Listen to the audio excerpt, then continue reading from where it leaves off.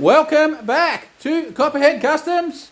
New episode, you guessed it, we are still on our 38 Chevy.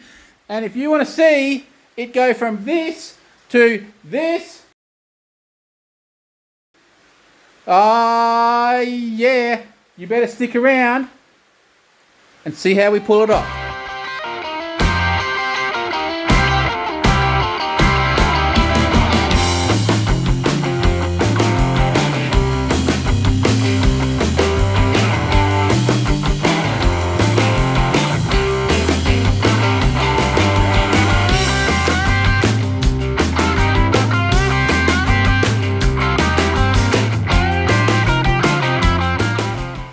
Okay, so first job we will do is we are going to do this guard, the same as this guard.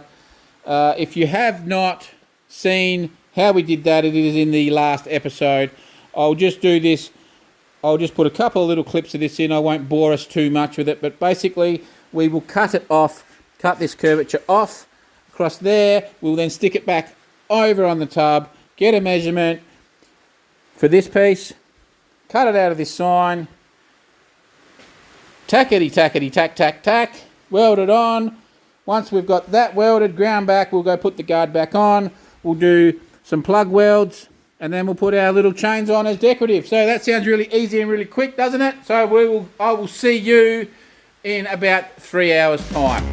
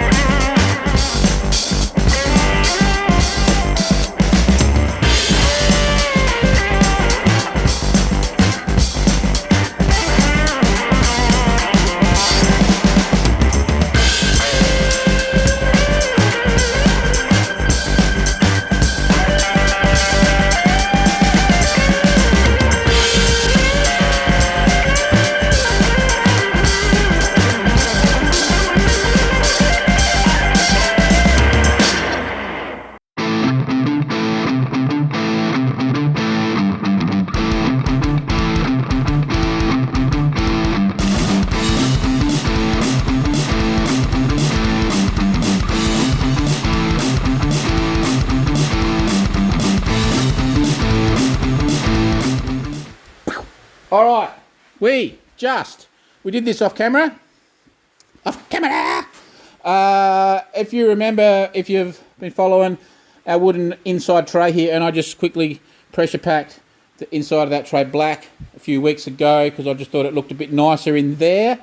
Well, and this was just bare wood. It was not varnished or sanded or anything. Well, we don't sand here, do we? We use an angle grinder, but yeah, so this is filthy dirty. This needs a good wipe down clean, and we'll probably give this another coat of the Marine Spa varnish to really set it off, because it's only had one coat. It will end up with 2 or 3 coats. But instead of sanding or grinding and varnishing all the underside, I just hit that with a pressure pack can of black paint, and I think that actually looks really good. I think it actually really sets it off. And we did the same under our front storage box in there. So as you can see, we've got our patina work there. That needs to be oiled. We haven't oiled that in there. Our 2 bits of wood in there need to be screwed down and so forth, but we will do that later on. So that's what we've just quickly done there, and I think that is not bad. So let's get on the next job. All right, so here's something else. If you can see this spanner sitting there. So this is like a 17mm spanner. These are just some old rubbish ones that I had sitting in an old box that I don't use. They're just sitting there. They're actually sitting there just for this sort of stuff, for artwork basically. So if you have an idea of what I'm going to do there, quickly drop your comments down and see if you're up to it. So what we are going to do is, I think I'm going to weld that on, probably somewhere similar, probably that sort of angle there. I've got another 17 as well that I found we'll put on the other side. Yeah, I think I'll probably do them that way. We'll have a suss of that, which way we get them to bend. Here's our other one. So if we were to put that one, we'll work that out anyway. We'll work that out, what we do there. What I'm getting at is which way they bend, if they bend out or bend out. If that's on that side, yeah, we should still be able to pull it off. So anyways, did anyone guess what we're going to do? Oh, so we bought these. These were, I think, $80. So these are from Speedway Motors. These are 1932 tail lights. Now we do have a couple of legit old rusty ones of these kicking around somewhere, but I think all the lenses are broken. But we're just going to use these ones. Now I think from memory, these do, I don't know if these are indicators as well, but I've got something else for that anyway. So we'll onto that, and then I think we'll weld that plate onto there, and that's going to be how we're going to do our tail lights. So there's something a little bit different I've never seen, and cheap, easy, and should give us a bit of a weird, we're a bit close, a bit of a weird little look. So that's what I'm thinking there. So we will get stuck into that soon.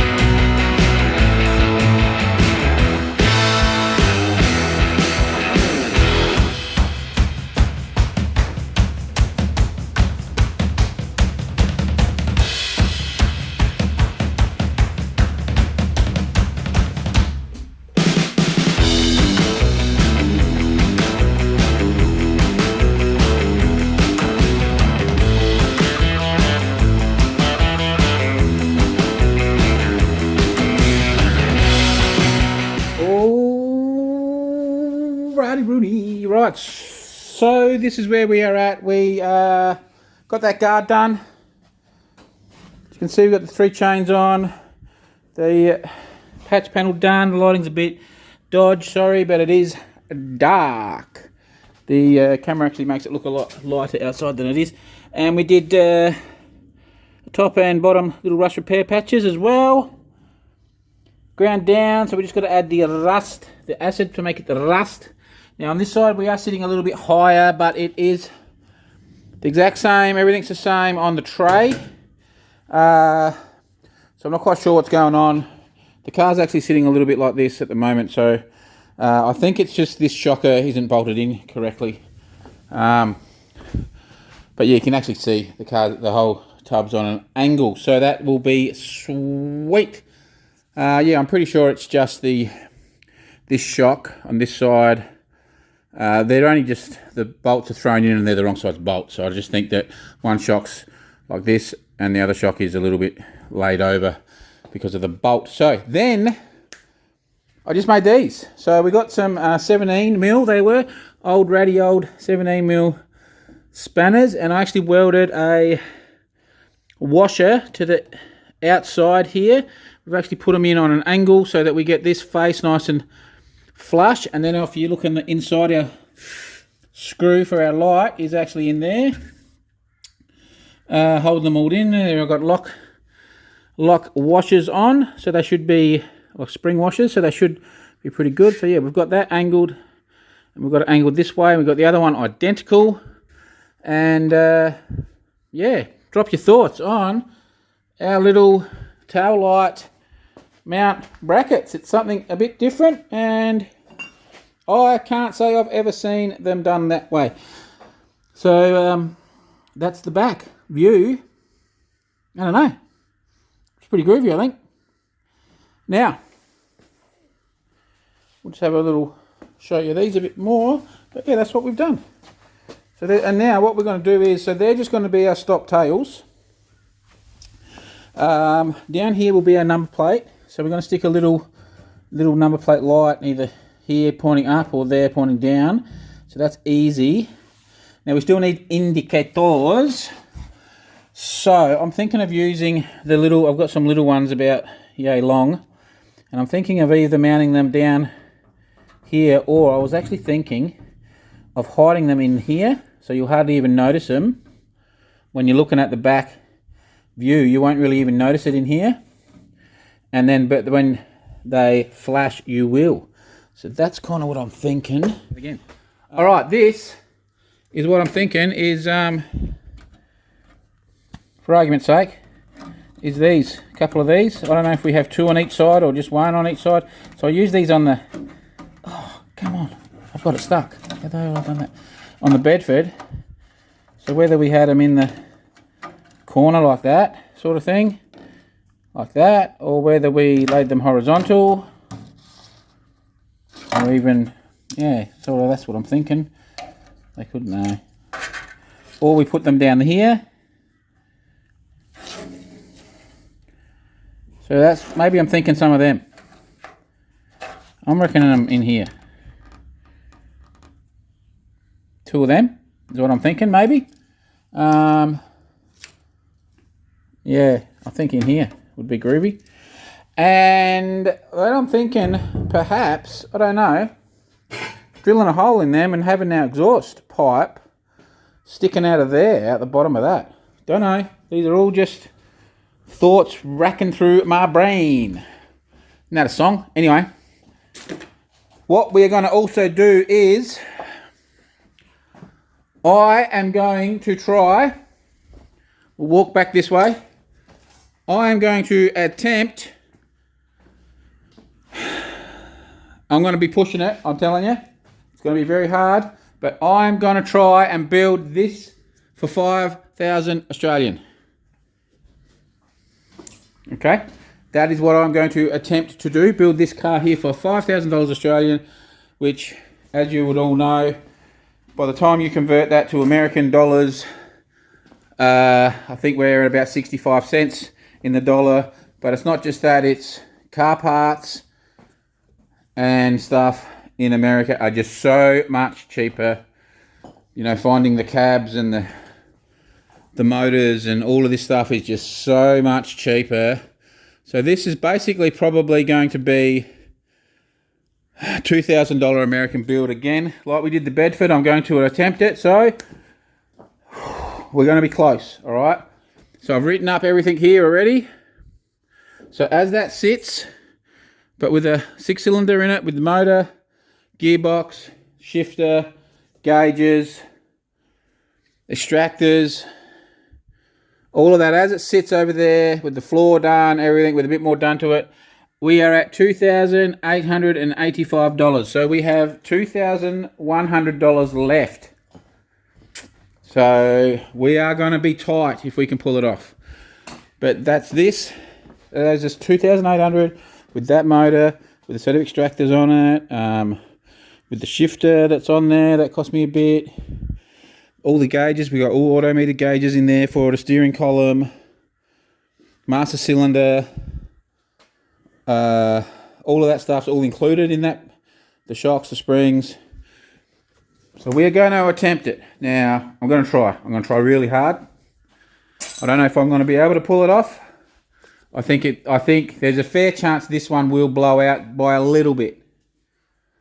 But we are going to attempt to pull this off. I reckon, honestly, I'm going to say it now, I think this will cost $6,000. But we're going to try to pull it off for $5,000. And that, for 5,000 Australian, is one bad hombre, I tell you. It is unheard of. So we're just going to put a little 6-cylinder in it. And the plan is, when the car's finished, we'll see. I may put twin carbies on it now. See, there's a couple of things we've got to buy. We've got to buy a diff center, which is going to be quite dear, and we basically need an inlet manifold carby set up. So, but anyway, what I'm about to say is, when the car's finished driving down the street, then the plan is to put a side mount supercharger. The kit's about $4,000 to $5,000 to do it, and we're going to put a supercharger on the side of this 6-cylinder. You can generally get them up to about 400 odd horsepower. We'll just probably run it with the little stock here until it lets go. And in the meantime, we'll probably sit there and build another 6-cylinder a little bit stronger eventually. But we can pick these motors up for anywhere from $300 to $1,000. So my plan is that we're going to put this bolt-on supercharger on, and we're going to push about 400 horsepower, which in this is going to be an absolute ton. And if it lets go, we just go grab another one. And we'll just keep doing that until we finally build a nice, strong little one that will be able to handle everything we're going to dish at it. It's going to be we're running a 3-speed manual. Yep, but it looks like the diff center ratio is going to be in the high 4s, like 4.6s or something, is what we're looking at, I think. So, anyway, we're going to try and pull it off. It's very dark. I've got to get little mate inside. It's tea time. So I'll see you tomorrow. All right, we got something different this morning. We actually have a possum inside our heater. So, I don't know if you can see it in there. There he is. We've got a possum inside our heater, and I think there could be another one in the flue. So we've heard some weird noises, and yes, he's waiting to attack. So we've got to try to get him out. So this could be fun because they're vicious. All right, let's see how we go. So we've got old mate here who's having a whinge, the great possum hunter. So what do you want? Where? You happy? We can just open it a little bit. We'll do it as a team. Oh. I'll just go like this and. Well, you hide behind the door. Yeah. Yeah. We've got to get all at one with Zen. So in Australia, everything tries to kill you. Well, now you get possums that are in here waiting for me to light the fire. Oh, buddy.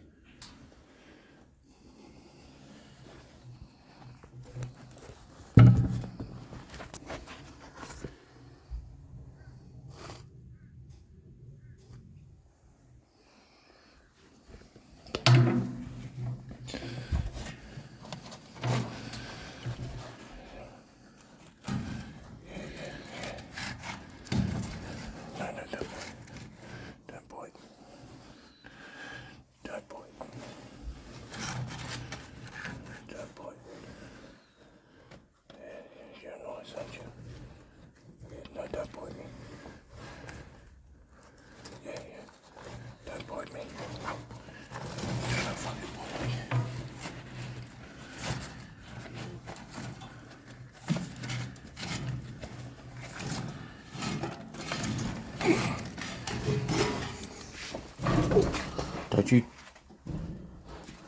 Don't you drop him.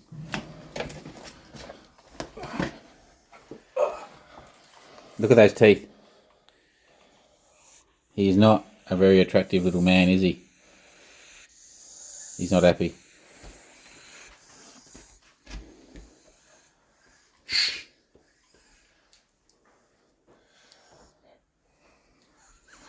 I'll take him outside.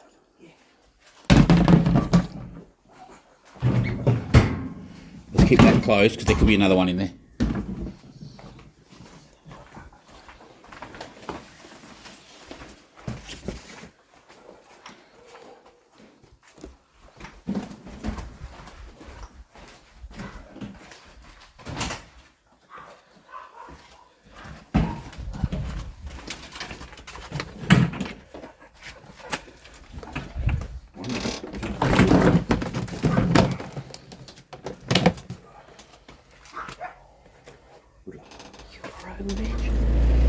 Alright, here we go. He's in here. As you can see, we do the right thing. We're going to let him go. He could go any which way, so this could get a little bit sketchy. So what I reckon I might just tip him up like that. Or tip him up like that. What do you reckon? Go. You ready? He's vicious and fast. Oop, there he goes. Made me freaking jump there. He's hopping like a bandicoot. Well, he shed some fur. Whew, stinks. So there you go. There is our good deed for the day. We have rehomed a possum. So it all happens down here. Doesn't it? Hey? It's not a bloody snake or a... What else we had? Snakes and lizards, and it's a possum. Anyway, now I do have possums in the shed, which you might have seen, but I don't really think I want one in my fireplace. Anyway, got to get back to work. Oakley dokley. We also have our rust repair here that we have to quickly do. So we're basically, let's have a look here. We've got a little bit going there. Is that out? No, that's our inner. I don't know. We'll just cut this out. We'll start getting into it and working out. Looks like we may have a bit of an inner structure to do and an outer structure. So we're going to cut that. The outer we're going to do in a piece of road sign. So that will look good. Now on our bonnet, we want to extend our bonnet. Now what we've got to factor in on our bonnet extension is, originally I wanted to bring it all the way down and whoosh it up like that. Yeah? Whoosh it up. And this will be done with a bit of road sign too, I think. So we've got to get on to doing that. So, let's talk more action.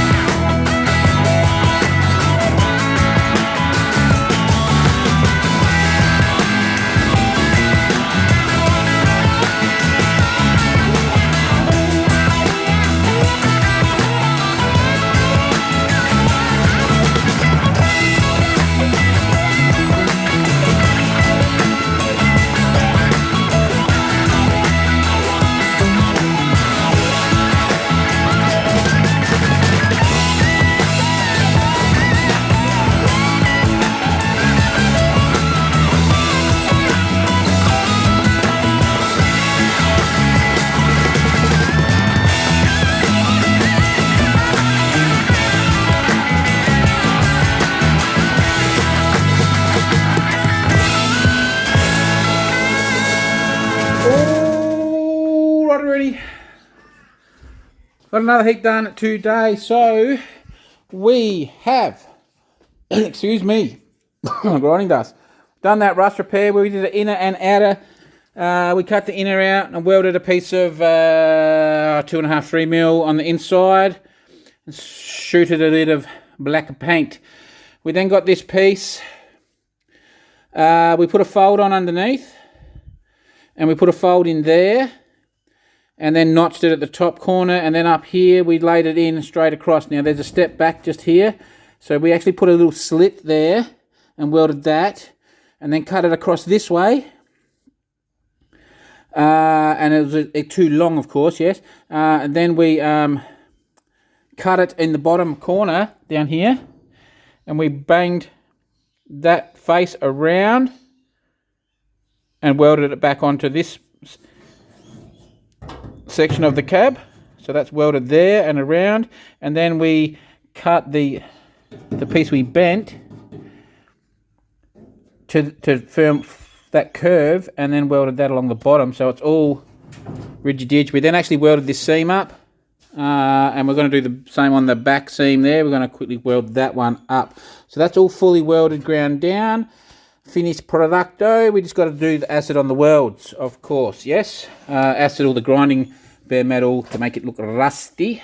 And I think that's how we're going to leave them. We're going to leave all these patches. Now then we just extended the bonnet. And this is what we've come up with. Now there's just a tack holding it in place. So yeah, that's how we did it. I'm still humming and hawing about whether I should leave that as a sign or whether I should grind that back and actually acid that piece on the bonnet to make it look rusty and blend in, or whether I leave the sign metal. But that's where we're at. So we've got the other side to do. And yeah, like we're starting to get, like, I don't know, we like the flow. I think I like the flow a bit better now, see. So when we look down here, we'll get down here. As you can see now, our bonnet, instead of coming and stopping, and then we had like a little bit of chassis exposed and we had like a big sharp edge like that, we've now got this nice transition in the bonnet into the body, and I think it looks, I think I like it. It's like I said, I'm just not sure whether this piece of the bonnet here to here, whether we get rid of the yellow and make that, put the acid on and get that to rust and have the bonnet all just rust. We'll keep this piece here, this patch is going to stay with the yellow, with the sign. But yeah, I'm just not quite 100% on this piece here. So we'll think about that. But once I get rid of the yellow, there's no putting it back on. So at the moment, we'll keep it like that. Drop your comments on what you think of that piece, whether we should make that rusty or not. Now, we're at weird angles to show you. I can't actually get good vision. But that will change, because when I finish this other side tomorrow, I will push it out. I've got another idea to reinforce our headlight brackets. They're going to need reinforcing because they're a bit wobbly, and I've come up with something for that. So stay tuned for that. That will be in this episode. You see me done our tail lights. Beautifuls. Guards are done. Both guards are done. Both tail lights are done. Beautifuls now down here. Oh yeah. We are making progress. We are making progress. So anyway, there's that side done. The other side tomorrow.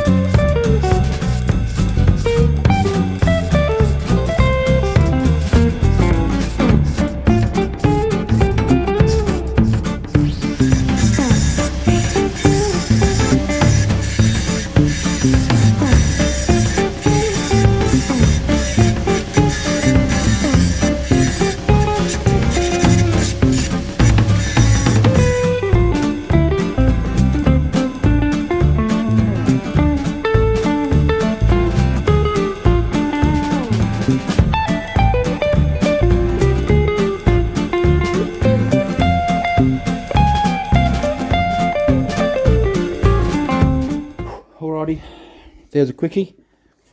We just made the Chev badge, yeah? Added some flat bar. We just got a bit of flat bar, cut it, and then cut the flat bar and welded them on.